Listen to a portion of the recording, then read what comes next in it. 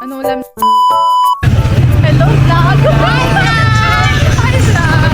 Hi mga mima ko, si Zuna na naman to. Samahan nyo ako sa isa na namang adventure ng maligalig kong buhay. So and mga mima ko, hindi ko na kailangang sabihin, nakikita nyo naman, nakasakay kami sa kulong-kulong. Nakaka-happy to experience na to mga mima ko dahil first time ko ito na makasakay sa kulong-kulong at kasama ko pa si Mikey. Ay naku, dati mga mima ko ayokong sumakay sa kulong-kulong kasi feeling ko sinusundo ako ng patrolya ng barangay. At feeling ko nakatingin lahat ng tao kaya ayaw ko talaga sumakay. At napagtanto ko nga na hindi naman ako artistahin. Kaya sige, experience na natin to. So saan tayo bibili? Dito sa Big Bro. Ha? Big Bro.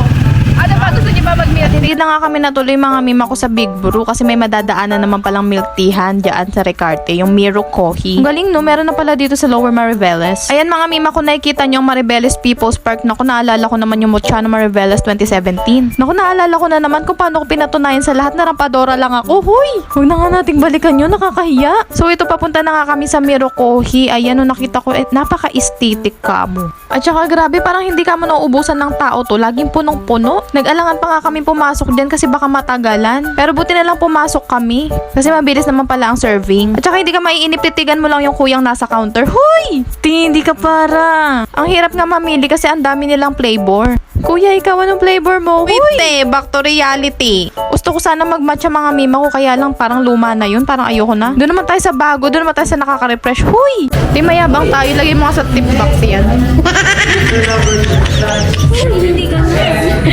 Hindi ganun. Available. Bumirang pa. Anong orderin natin? Siya. Kaya pakita natin yung shop. Hala kuya, kung may girlfriend ka man, sorry na, for the content lang. Pero ito talaga ang gwapo eh, oh. Hindi, kilala ko yan, estudyante ko yan sa Softnet. Buti na lang talaga kumaway para naman hindi tayo halatang cloud chaser. Huy! Bet ko din talaga itong ceiling nila, napaka-aesthetic. Kung magpapagawa ako ng bahay, parang gusto ko ganito yung ceiling. Oh. Tsaka nga pala, hindi lang milk tea dito kasi may mga noodles din sila, mga Korean noodles. Ang sarap sana nito kung di lang mainit. Naku, may nakita din akong leeg ng manok dito. Alam nyo naman, isa yan sa mga paborito ko. Sa tapat lang to ng mini stop mga mima ko. Ay, Uncle John's pala.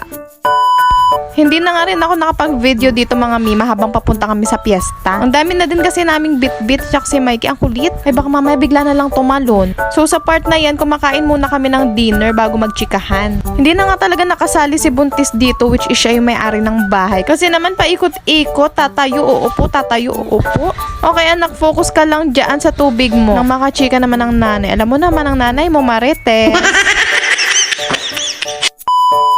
After namin kumain mga mima ko ay hindi na rin talaga ako nakapag-video. Nakakaloka kapag chikahan talaga hindi na ako nakakapag-video, nakakalimutan ko na. So yun mga mima ko, nagpapasalamat ulit ako kasi nanood kayo. Alam nyo naman, gusto ko i-share talaga kung ano yung nangyayari sa buhay ko. Parang ang gusto ko na lang kwentuhan kayo ng kwentuhan mga mima. Pero hindi lahat ay malalaman nyo mga mima ko. Panahon na lang ang makakapagsabi. Salamat mga mima ko sa supportan nyo, sa panonood. Ipagpatuloy nyo lang yan at ipagpapatuloy ko lang din to. Hay naku, sipagin panawan ng makarami. O siya mga mima, sa susunod ulit. Please naman mag-follow kayo, mag-share and mag-comment. Bye!